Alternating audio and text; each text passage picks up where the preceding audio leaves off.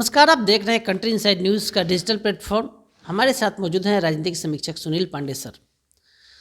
राजनीतिक पत्रकारिता के साथ साथ देश के बड़े पत्रकारों में एक हैं सर। आज हम इनसे समझने का प्रयास करेंगे अपने दर्शकों के लिए कि चिराग पासवान फिर पिछले विधानसभा की तरह इस बार भी राजनीतिक गलियारे में चर्चा के विषय बने हुए हैं। राष्ट्रीय जनता दल की तरफ से बड़ा ऑफर, कांग्रेस की तरफ से ऑफर, बीजेपी को अपना हनुमान मानते हैं नरेंद्र मोदी को, बीजेपी अस्वस्थ है कम्प्लीटली। सर, आखिर चिराग पासवान में इस तरह का आखिर क्या ताकत है? चिराग पासवान जब चुनाव नज़दीक आता है तो राजनीतिक चर्चाओं का केंद्र बिंदु बन जाते हैं सर। देखिए, चिराग पासवान के साथ विरासत में राजनीति मिली है। ये जमीनी नेता नहीं रहे हैं, इसमें दो राय नहीं है। इनका सबसे बड़ी इनकी पूंजी है कि रामविलास जी के बेटे हैं। रामविलास जी का अपना एक वोट बैंक था, एक अपनी उनकी राजनीतिक समझ थी और एक संघर्ष का परिणाम था कि सत्ता चाहे किसी के हाथ में हो, मंत्री बनते थे, सब के नज़दीक रहते थे। हाँ, सबसे बड़ा राजनीति के मौसम विज्ञानी उनको बोला जाता था। वो स्वर्गीय हैं और एक क्रॉस ऑफ कास्ट, बेशक वो दलित थे, लेकिन आप देखेंगे उनकी पार्टी में या उनकी सोच में या उनका जो एजेंडा होता था, कभी कास्ट बैरियर नहीं रहा। सबों के नेता माने जाते थे। रामविलास जी के पुत्र हैं, एकमात्र पुत्र चिराग जी। इसका बखूबी इनको फायदा हुआ। 2 बार से सांसद हैं, तीसरी बार भी कमर कस चुके हैं। लेकिन रामविलास जी के जीवन के अंतिम क्षण में जब पार्टी का पूरा कमान उनके रहते हुए बाप ने बेटे को दिया, चिराग ने संभाला और कई ऐसे निर्णय लिए जो कि परिपक्व होते हुए या मैच्योर होते हुए देखना चाहते थे रामविलास जी।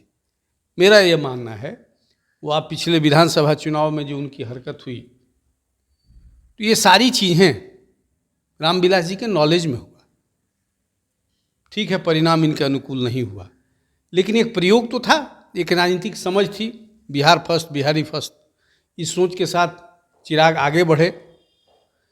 ठीक है, ये अंदर खाने की खबर ये भी है कि बीजेपी ने इनको इस तरह से प्लांट किया। लेकिन मेरा मानना है कि किसी ने यदि प्लांट किया, आप प्लांट तो हो गए, करने के लिए तो सामने आप ही आए, तो जवाबदेही तो आपको उठानी पड़ेगी। और चिराग के उस एक्शन का दोनों पार्टियों पर असर हुआ। मैं मानता हूं कि जदयू की यदि 35 या 36 सीट प्रभावित हुई तो 4-5 सीट भाजपा का भी प्रभावित हुआ। तो मेरा मानना है कि ये बहुत बड़ी राजनीतिक भूल थी। इनको किसी एक पक्ष के साथ खड़ा होकर चुनाव लड़ना चाहिए था।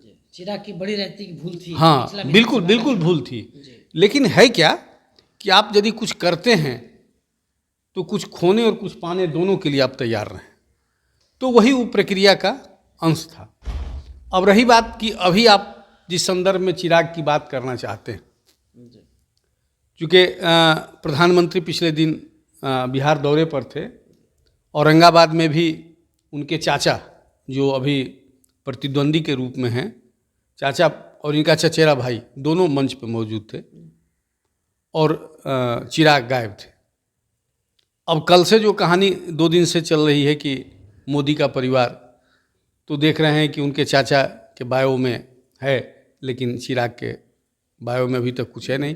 या जिस समय बिहार के दौरे पर प्रधानमंत्री थे, जानकारी है कि चिराग दिल्ली में कैंप कर रहे थे। कांग्रेस ने भी ऑफर दे दिया है। ऑफर देने कर रहे हैं। ऑफर तो इसलिए भी दिया जाता है कि ये अपने तो मजबूत हों या ना हो, विपक्ष कमजोर हो। तो अभी तक तो एनडीए के ही हिस्सा है, तो एनडीए किस तरह से कमजोर हो, इसके लिए हर व्यक्ति को कोशिश करनी चाहिए। आपको चिराग सर हनुमान समझते हैं प्राइम मिनिस्टर मोदी का? प्राइम मिनिस्टर मोदी भी इनको अपना आत्मीय प्यार दर्शाते हैं, इनके साथ दिखाते बिल्कुल दर्शाते हैं। और ये मीडिया ने इनका नाम दिया है, ऐसा नहीं है कि उन्होंने कहा या बीजेपी ने कहा। तो ठीक है। आखिर सर 2024 जो पार्लियामेंट का चुनाव अब सामने अब है, कुछ दिनों के बाद आचार संहिता लग जाएगा, आखिर किस रूप में चिराग को आप लेते हैं बिहार? क्या आप नहीं, चिराग एक बड़ी ताकत है, इसमें इनकार आप नहीं कर सकते हैं। मैंने कहा है कि रामविलास के विरासत राजनीति में जो इनको मिली और इसका बखूबी इस्तेमाल और फ़ायदा भी उठाया इन्होंने। लेकिन अब इनके व्यक्तिगत रूप से परीक्षण का समय है, परीक्षा की घड़ी है, और अब खुल के इनको आना चाहिए। लेकिन सर हमारे दर्शकों ने कमेंट कर हमसे सवाल किया कि चिराग पासवान अगर आरजेडी के साथ चले जाते हैं तो क्या होगा? सर इस पर आप क्या कहेंगे? नहीं, आरजेडी के साथ जाएंगे तो आरजेडी मजबूत होगी, इसमें दो राय नहीं है। लेकिन आपको ये कहना है कि सिर्फ ये चिराग का बल ही आरजेडी को उतना आगे ले जाएगा जितना वो घाटा हो जाए एनडीए को, वो मैं नहीं मानता हूँ। चिराग इसलिए चिराग है, उनके साथ मोदी का भी बल है। लेकिन बीजेपी की तरफ से, जो दिल्ली का बीजेपी है सर, दिल्ली के जो कार्यालय के लोग हैं वो आश्वस्त हैं कि चिराग कहीं जाने वाले नहीं बिल्कुल हैं। बिल्कुल और उन लोगों का भी मानना है कि चिराग के पिता सत्ता के करीब रहे तो ये भी सत्ता को छोड़कर जाने वाले नहीं है, मोदी को छोड़। मैं भी इस बात से सहमत हूँ।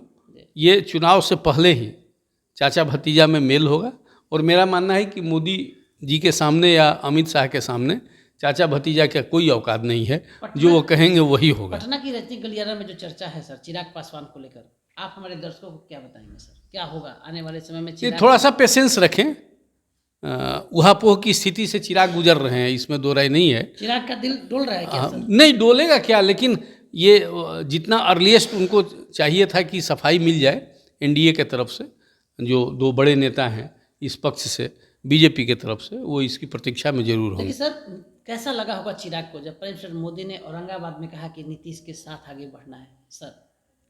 नहीं तो नीतीश से उनका व्यक्तिगत दोष और रोष थोड़ी है, उनकी अपना मनसा है, उनके अपने शब्द हैं, उनके अपनी योजनाएं हैं। प्रधानमंत्री ने तो कह दिया कि बिहार में नीतीश के साथ आगे बढ़ना नीतीश के साथ तो वो कहाँ कह रहे हैं कि नहीं बढ़ेंगे, उनका कहना है कि कॉमन मिनिमम प्रोग्राम हो, जो उनकी बातों हो उनको भी तरजीह दिया करें, तरजीह मिले, और यही है।